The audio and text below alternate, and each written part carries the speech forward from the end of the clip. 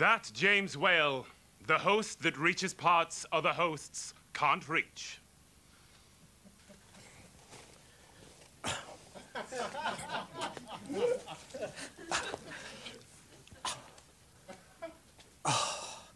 Yes, you're not wrong, actually, Ice. You're not wrong. Roll titles.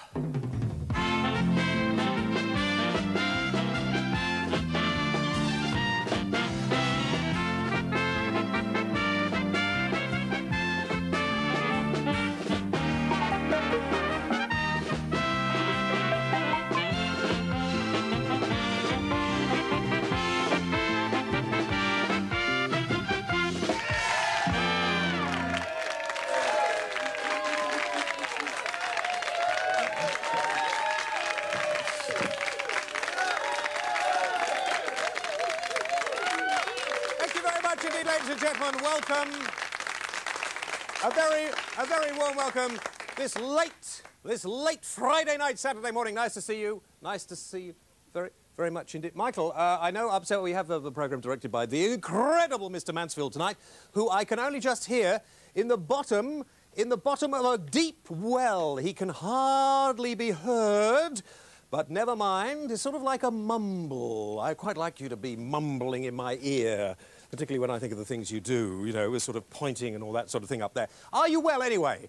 Are you well here? Yeah. Look into the camera over here and say hello to all those people watching you tonight. Just say hello to all those people. Hi. See that? Say hello. Hi. All right. Very nice indeed. Now, she wasn't here last week. I beg your pardon? What? No, what was that? What was Sunset Boulevard? Yes, because you've been to Cannes, haven't you? I've been to Cannes. Yes, of course, with Kooki. With Kooki. Here she is. Ladies and gentlemen, let's get the temperature rising tonight. Here's Kooki. Yeah!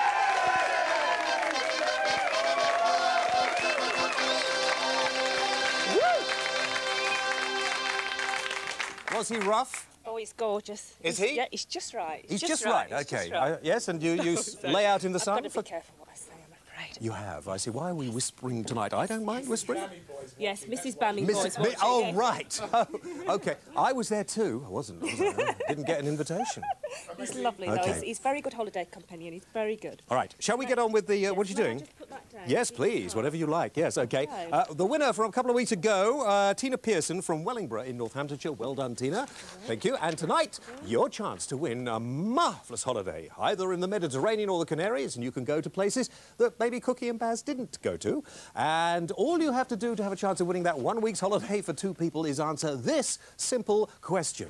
And the question is, which of the following poses the greatest environmental hazard? Is it A, acid house, B, acid rain, or C, acid drops? Now, I probably think it's the first one myself, but don't let me influence you. Ring the number on the screen now, 0891 48 49 50, and you can call that number until midnight on Sunday.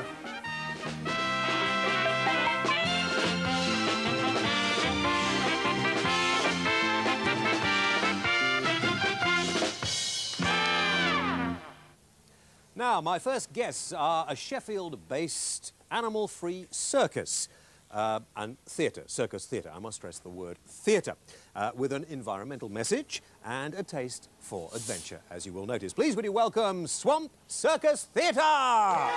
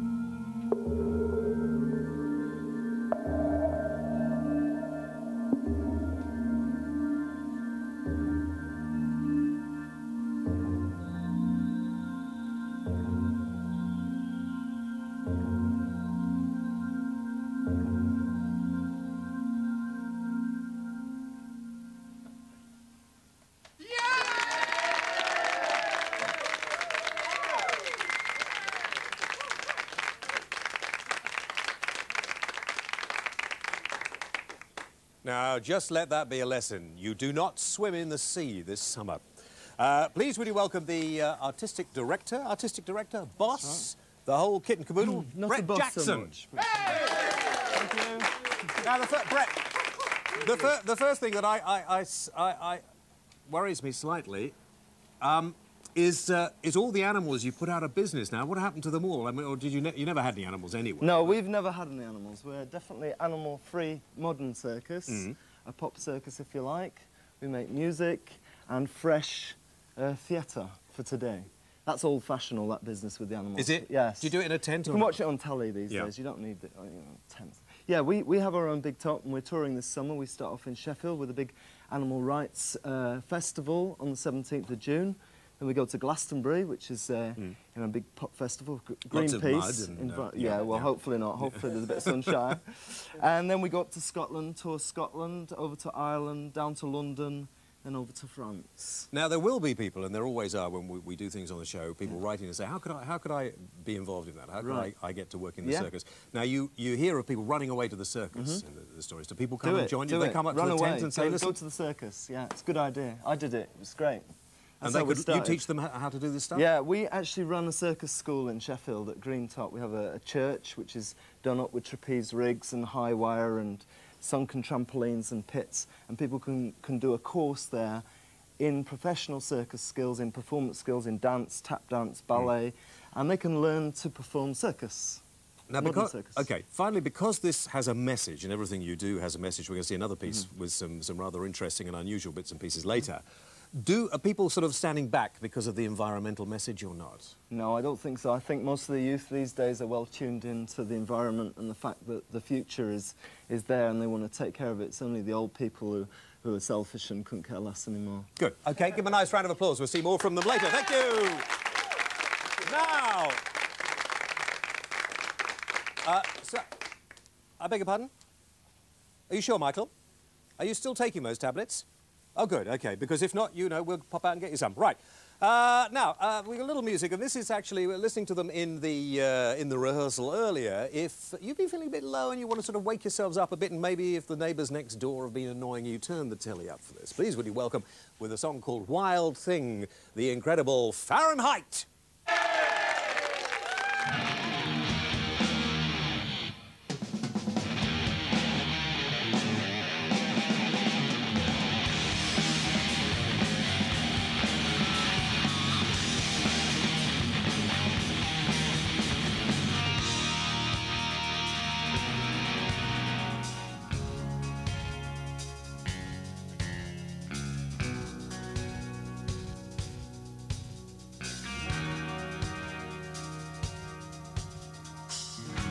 One day in my life, I came across a face that was to turn my wild world over.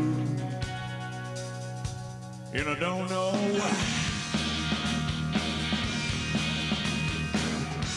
One day in my life, I stumbled onto heaven just to prove my inspiration. And I don't know why.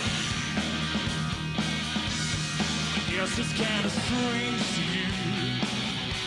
I can see it's kind of crazy now, isn't it? Why?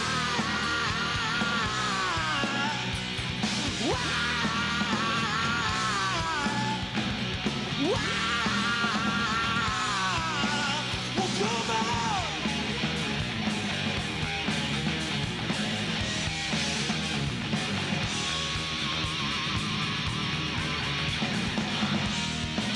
In my life, I'm waiting for the face that's gonna turn my wild world upside down. You don't know why. Well, I guess it's kind of strange to you. I can see it's kind of crazy now, isn't it? Why?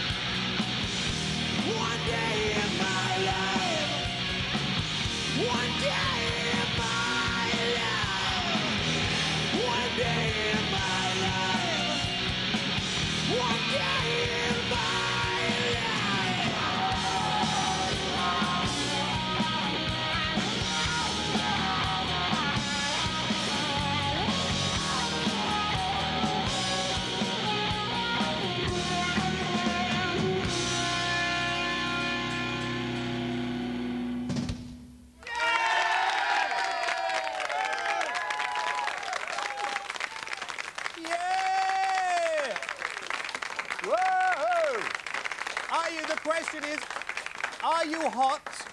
Roasting. Are you? Yeah? Because I was hot. I was sweating for you. That was brilliant. That was excellent. Now, that was called Wild. Forget Wild thing. I'm just showing... I'm showing my age. I beg your pardon? What? Oh, I look good on camera one. OK. Right, I thought I looked good everywhere, but still, never mind. That was Wild. They're back a little later on. They're very big in Europe, but not so big over here. They come from Hull. They got a tour. Yes, I know the band's called Fahrenheit, Mansfield. You and I... Please. I don't know what... Who's giving him? No, I said Wild Thing, of course, was the Trogs hit, and it's my age, I was saying. Yeah, I know, it's live television. Should be coming up there and... Anyway, but they will be playing in this country. They're going on a tour all over the place, but they will be playing in September... No, in August in Swansea. So if you get to the Swansea Rock Festival, you can see them there. We will see them later on, before the break. What are you winking at? What? No, it's all right. Before the break, the competition, and you can answer the quick question. OK, which of the following... Go on, there we are. Read it off there, quick. Which of the following poses the greatest environmental hazard? Is it A, acid house, B, acid rain, or C, acid drops? OK, 0891 48 49 50. You can ring that number until... Why don't you throw the microphone on the floor? Until midnight on Sunday. We'll be back in a couple of moments.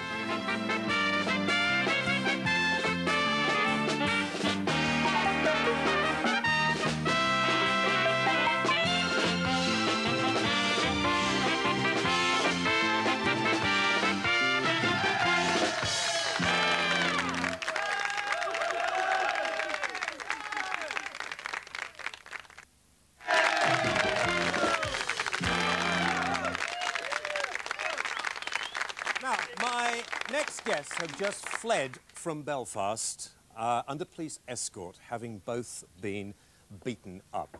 I wonder if I could just take some time to read you a little piece of the story that appeared in the Belfast Telegraph.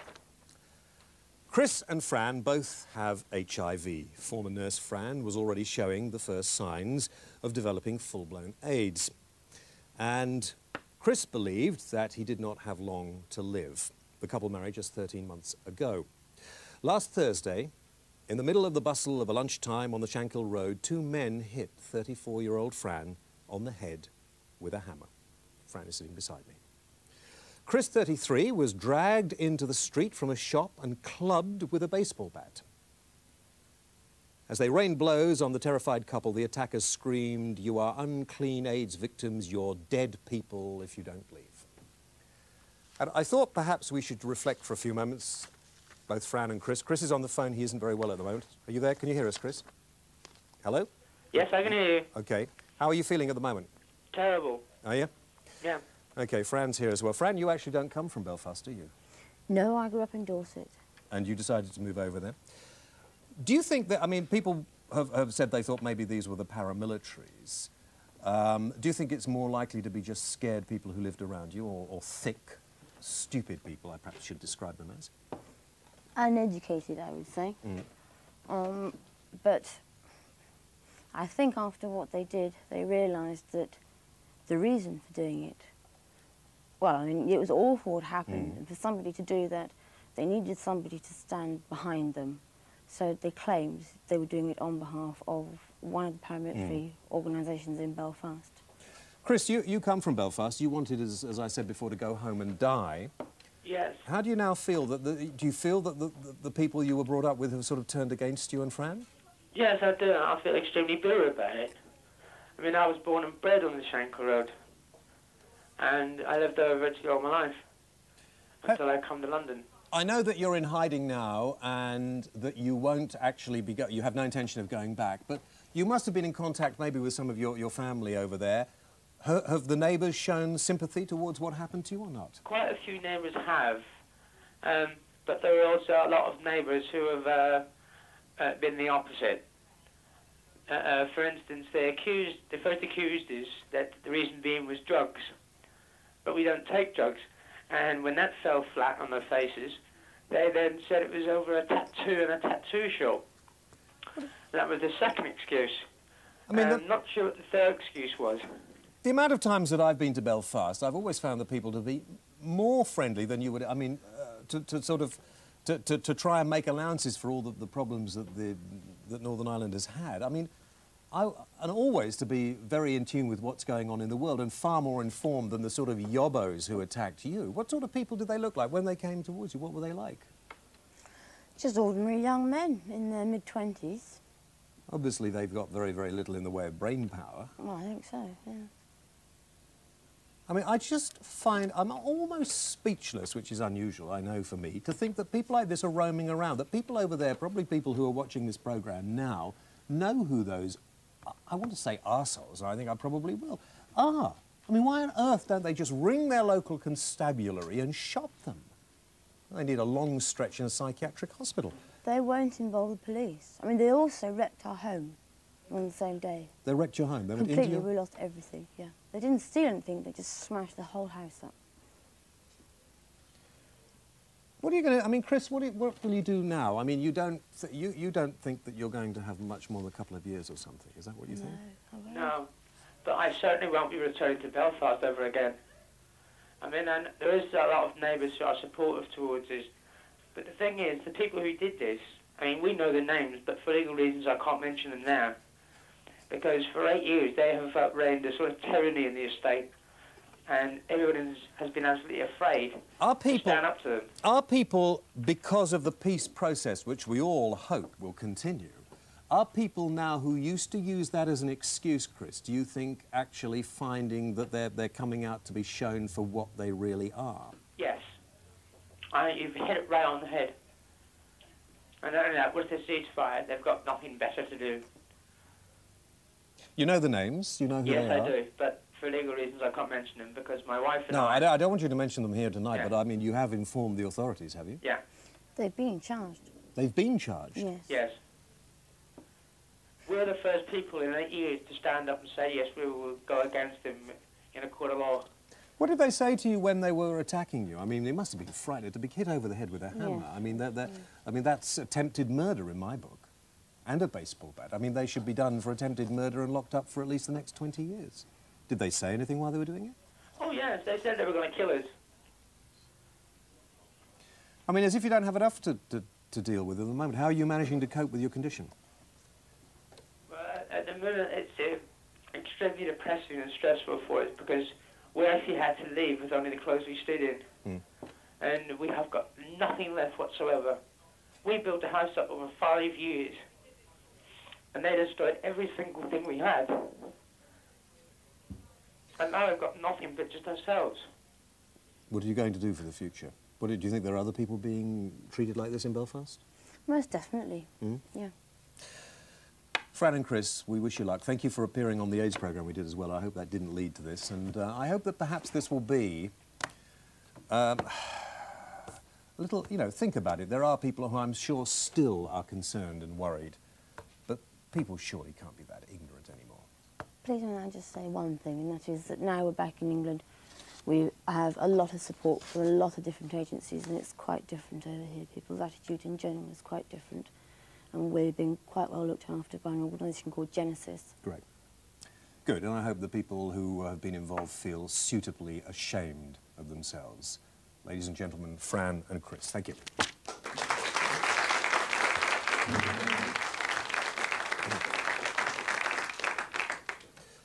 It's always difficult to sort of go from one sort of colour or texture to another, but we will do it in this way because we will now think about what we have just heard whilst listening to some more music. Ladies and gentlemen, from Fahrenheit!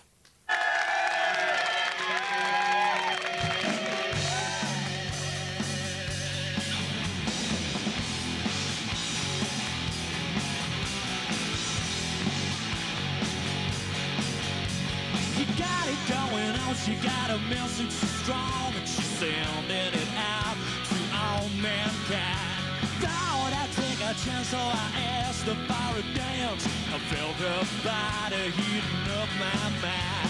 She don't believe in love at first sight. That's alright, Jay. You better hang on, baby. Hold on tight. I'm gonna make you fall in love with me tonight. Baby, looking like a lady, cover of a magazine. I said your baby blues like some headline news. yeah, yeah. Lift me, bite me in the way you like me. Just excite me, baby, that's alright. I don't need a joke, what I need's a little smoke. Raise my spirit higher and higher. She don't believe in love at first sight, that's alright, yeah. You better hang on, baby, hold on tight. I'm gonna make you fall in love with me tonight. Lips like a baby, looking like a lady, cover of a magazine. I said your baby blues, like some headline news to me. One more, come on. Said her lips like a baby, looking like a lady, cover of a magazine. I said your baby blues, like some headline news to me. Guitar, hollow, solo, yeah.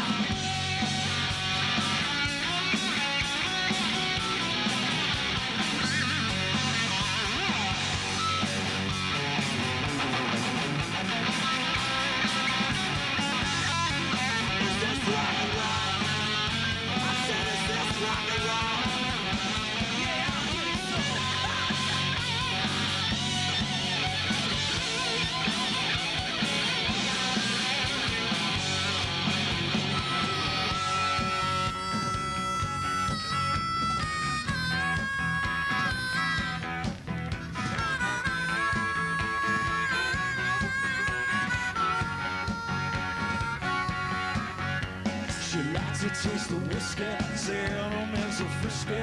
Likes to taste the brandy, cause you know it makes her randy. Needs a little hooch when she does the hoochie coo. I need a bit of rhythm when my baby starts to shimmy.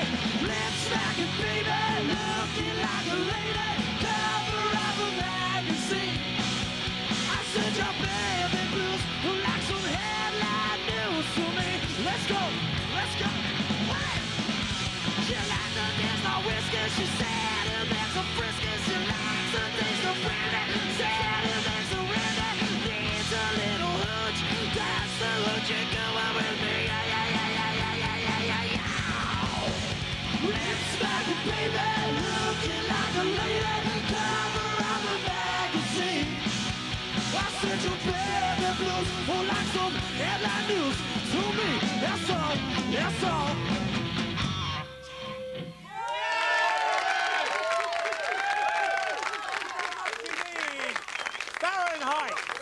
Fantastic. Now listen, we get so many rock bands wanting to come on the show, and I like rock music, but I like good rock music because there are loads of guys who just, you know, this is good, isn't it? This is terrific. Thank you, guys. Wonderful. And get a look at this. Some people say those bands you have are all on video, aren't they? You can't possibly do that within the show. This is done live on the show. It's like garage. It's like being in the garage, isn't it, really? Yeah. That's it. That's the back wall over there. That's all you get. Great. Give yourselves a round of applause. That was fantastic. We'll get them back. Thanks very much. You know that I like to make sure if there's something worrying you, we try to bring you experts who can help you. And tonight is no exception. Please would you welcome His Eminence Dr. Charles Chuck, ladies and gentlemen.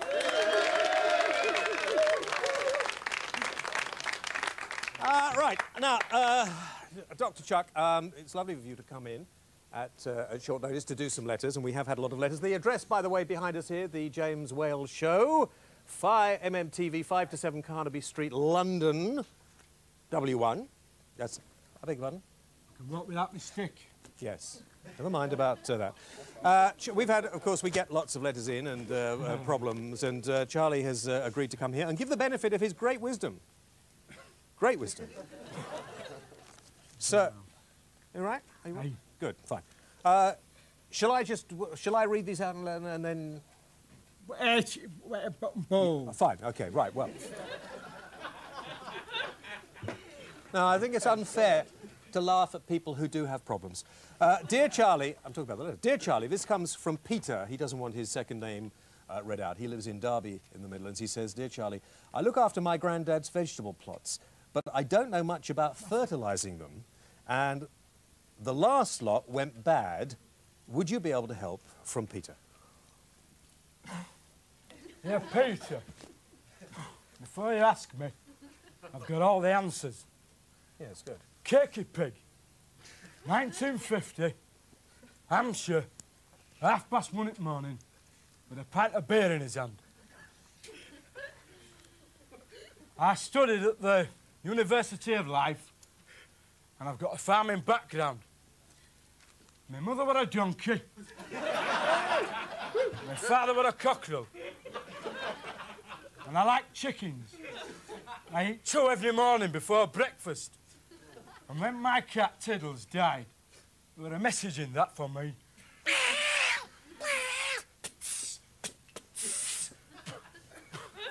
And if I could talk to animals, I'd ask the pigeons to stop crapping on me. Tell you that. Yes, well, Charlie, thank you. And Peter, if you didn't manage to take that all in at once, we will send you a written reply from Charlie as well. Thank you for that, Charlie. This comes from Guy Harris from Halifax in West Yorkshire. Starting to stink again. Yes, you are. Where am I? Anyway, dear Charlie, just lately I've been having bad dreams about little green men and space things. I wake up trembling and in a sweat. Is this natural? I'm 20 years old and 6'2" tall. When I was a kid, my mum used to put shits up me. She used to lock me in a cupboard and piss off out. And told me that if I came down, Bongi'd get me.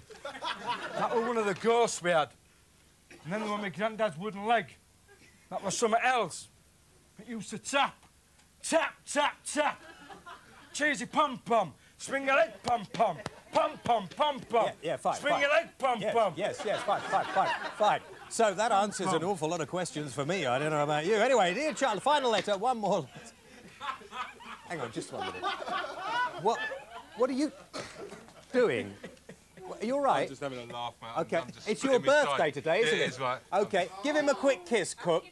I beg your pardon. No, give me another one. OK, fine. He's wetting himself over there. I'm sorry about that. Good, fine. No, right. One last letter. Are you all right? One last letter? No. Yes, OK, fine. Dear Charlie, this comes from Susan from Grimsby. What are you laughing at? OK, fine. Dear Charlie, I'm 44 years old. I've become close to a boy of 20. I know he wants me sexually, and I feel the same about him. My problem is that I've got Harry's. In an effort. Herpes, I think that's. Will he catch them by kissing? Well, dear whoever you are, Susan. in an effort to broaden your understanding of cultured entertainment, I shall crush my knackers in a metal work vice. Here is the work vice, and here is my knackers, which I removed this afternoon with a Black & Decker edge trimmer. What the bleeding hell am I talking about? No. Ladies and gentlemen, Dr. Charlie Chuck.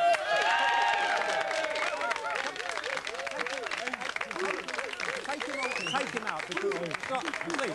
Please. I'm sorry about that. Yes. Careful. Right. Now, over here, making hissing noises during the programme is a gentleman called Steve Deeney. Steve, welcome to the show. Thank you. Hang on, don't say a word, Steve. Right, Steve Deeney over here. And Steve is our artist for this week, and he's doing the bits and pieces with an airbrush. Indeed, yes. And very nice it is, too. I beg your pardon? Right. I have to put up with that all week. Oh, fine. Because poor old Baz over there was complaining it was actually the gas was getting to his lungs. Is it dangerous or not? It isn't. It just makes you very high. It does. And you enjoy it, yeah. Funnily enough, I wondered why I've been feeling so good. It saves you a fortune on illegal substances. Yes, so. yes. That's why I was buzzing around. This is great. People say... I always used to see people interviewing Rolf Harris and think, well, anyway. But it's true, you get close, you can't see a thing. How do you know what it is, then? I mean, why aren't you back here like this? Fear of getting in the way, really. Yes. I'm sorry, we blocked the camera. No, that's there. all right. Yeah? Where is he? No, it's all right, he's behind you. All right, Yeah. nice one. Yeah, well, so I'm more used to doing smaller scale stuff, so... You're catching that off Charlie Chuck, aren't you, for a few? Yeah. Yeah, what is this? Is the sort of skeleton type yeah, sort it's of more monster things? trying to get in with the environmental pollution theme. The smog... You've got my back. I'm sorry. Oh, you don't mind my back, do you? Oh, right, OK, fine. Sorry about that, Steve. Yeah. So, where do you normally do that? On people's cars and things? no, on people's jackets. On people's jackets? On people's jackets, yes. Like the one you've got there. Very, very nice it is, too. Yeah, so anybody in the audience wants your jacket painted before you leave, just see Steve, all right? Good. Thank you, Steve. Carry on. Thank you very much indeed. Now, just before the break, the competition... Is it competition? OK. The question, very simple. Cookie's otherwise indisposed with Charlie at the moment, I'm sorry. Which of the following poses the greatest environmental health hazard, apart from airbrushing? Is it acid house, acid rain, or acid drops? There's the number, 0891 48 49 50. Don't forget, 2 people will win a fantastic holiday to the Mediterranean or some other sunny place. Lines are open till midnight on Sunday. We'll be back in a couple of moments.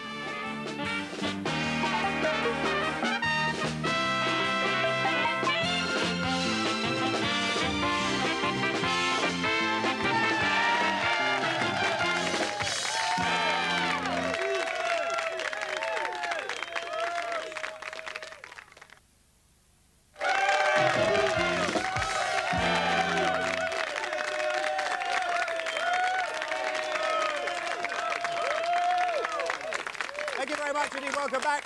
Very, very quickly, which of the following poses the greatest environmental health hazard? Was it A, acid house, B, acid rain, or C, acid drops? Phone that number, 0891 48 49 50. And the phone lines are open till midnight on Sunday.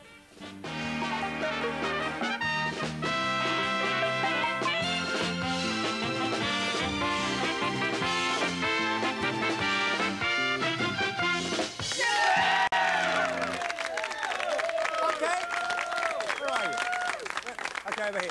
Young lady here, right in here, with the very red... You see, get a close-up with the red lips in here and the red fingernails, has picked her nose in all the way through this programme. And just in the corner of my eye, are you feeling better now? I am. Are you sure? Yes. Because I believe there is a video coming out fairly soon of motorists picking their noses. Nothing else but people picking their... Probably on that one. You might be on that one, probably. yes. Very nice. So your legs are cold, aren't they? They are. Yes, OK, right. Let's carry on. Just before we get back into it, down here, Mr. Gordon Hops, who is the organiser of Mr. Gay UK. You may remember we had the contestants on, Gordon. How did it go? We did. It went superbly. We were a complete sellout. It was a fantastic night. Everybody thoroughly enjoyed themselves. Good. And was Mr. O'Brien all right? He was excellent. Good. He was our star, glam, glitter. He was everything. Well, we thank Richard O'Brien, who was here and agreed to do it when he was here. Absolutely. The yes. winner? This is Lance Trimble, who's our Mr. Gay UK for 1995. Stand up and take a bow. Lance Trimble, ladies and gentlemen, Mr. Gay UK! And Lance, you're quite old for doing this sort of thing, aren't you? Yeah, but I lied about my age. Did you? Yeah, 10 years. Knock 10 years off. How old are you, in fact? 35. 35? Huh. Hey. Actually, yes, my God, it makes you sick, doesn't it? Now, having this accolade for the whole year, is it going to be a little problem now to sort of be so out about being gay? You think you're going to have problems? Not really, no, because I think everybody accepts it now. No, it's just part of life now. And how much money did you win? 5 grand. 5,000, right. Sit down, you'll get a lot of friends later. Thank you very much indeed, Lance. Before we carry on, I'm coming to you, Richard, just one moment over here. Have you seen Mike Mansfield's twin brother sitting up here in the audience? Have you seen this? Hey, look at this. Oh. Please really welcome my next guest, a man who has had a very interesting life, a man who's just written a new book called Journey into Supermind. He is Dr. Richard Lawrence.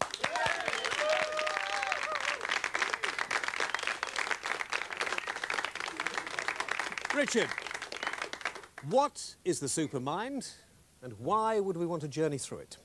Well, I think the great news is that we all have fantastic potential within, and we can all develop psychic abilities, for example. People think that you're either psychic or you aren't, but you can develop clairvoyance, you can develop clairaudience, you can practice telepathy, you can really change your life by tapping into supermind or higher mind. And anybody can learn this if they apply Anyone themselves. can learn it. That's what I'm really trying to say. It's not just something for the gifted few. Anyone. Now, we sent our researcher, our only researcher, young Simon, to see you earlier on. And he went to one of your seminars. Yeah. And he came back full of it. He said that... Full of what? He's probably disappeared at the moment. Anyway, no, he came back full... That's good, Richard. He came back full of this... He said that he'd sat there and received a message from somebody sitting next to him. Yeah. And we said, we told you not to drink before you went. No, but telepathy, actually, I bet you there's thousands of people watching now who've had telepathic experiences. They may not have called it telepathy, but they've thought something, someone else has just uttered the exact words they've just thought. They think about someone, they haven't seen them for 5 years, they haven't thought about them, they suddenly think about them and the phone rings, it's them on the phone. And I think the only thing to go by is results. You know, don't let scientists say, look, you've got to have objective evidence in the same physical conditions. Go by subjective experience. If it's happened to you, if you're having psychic experiences or telepathic experiences, that's good enough. Then you know it's true. Now, the book is basically a series of 25 different exercises, sort of like an exercise book to actually develop your mind. So is there an exercise that maybe we could do with some of the folks in the studio tonight? What sort of thing and we do? people at home too. And people at home, people at home. Try this, yeah. OK, so where shall I look? Right down at Baz, I think, first of all, because he sticks out like a sore thumb. No, I think this is very simple and very straightforward, really. It's a question of using, number one, positive thinking, and number two, visualization. People think that the intellect, we've been conditioned to the logic, the intellect all our lives, especially in schools, especially in universities. The imagination is just as important, in fact, in some ways more. Intuitive, has anyone here had intuitive experience where they've had a feeling, yeah, it's come true? You know, that's the thing to go by. Constantly. OK. Right, now, I'll do a little exercise for people at home, and we'll use health, because it's a simple thing that everybody has something somewhere down the line to do. If you want to join in with this, do. If you don't bother. But I invite you to do so. If you think about, for a moment, it'd probably be easier to close the eyes if you want to do that. You don't have to. If you want close to your eyes, all of you, please. Easier. Thank you. OK, Stop thank you. dazzling me. I'll put my glasses on. The first thing to do is decide what you're going to concentrate on. Let's say, for example, you've got a bad leg, or a broken leg, or something like that. Choose the part of the anatomy, I'll leave that to you, you want to work on. The first thing you do is you start to think you're getting better. Now, many people have taught this for hundreds of years. I am getting better and better. But go one step further. Say, my leg is getting better and better and better and better, and really mean it. Don't say it is better, say it's getting better. There's a big difference. You've got to be honest. OK, the next step after that, and I'm cutting this really short for this show, the next step after saying my leg is getting better and better is to actually visualize it, imagine it getting better. If you have a broken leg, imagine that you don't. Imagine that you're running along, you can walk, you can run. You've got to be serious here, James. I've tried to, but it's... I can't do an exercise go on. people. If it's a joke, it's a joke. If it's serious, it's serious. OK. So you imagine yourself running along. You imagine whatever it is to be better, so that you've thought it's going to get better. Now you're visualizing it getting better. You're using the imagination. And the next step after that is to visualize white light, that's step 3, coming to the leg. You visualize that leg being filled with white light. Now, some of you aren't taking this seriously, fine. But anybody watching, I bet you there's some people watching this at home, right, who are doing this. There's a couple of people in the audience doing it. Do it. Try this exercise. I'm not going to ask you instantaneously if you get results. Try it at home. It will help you. I know we had people the other day who were cured completely doing this simple, very straightforward practice. Richard, thank you very much indeed. It's always difficult on television to keep these under control, as you know, and it's always difficult to do this, but if they get the book, they can go and try it at home, Of course, that's the idea of the book. They can try it at home, of course, and then we can all practice sort of telepathy and stuff like that. Right. Ladies and gentlemen, Dr. Richard Lawrence. Thank you.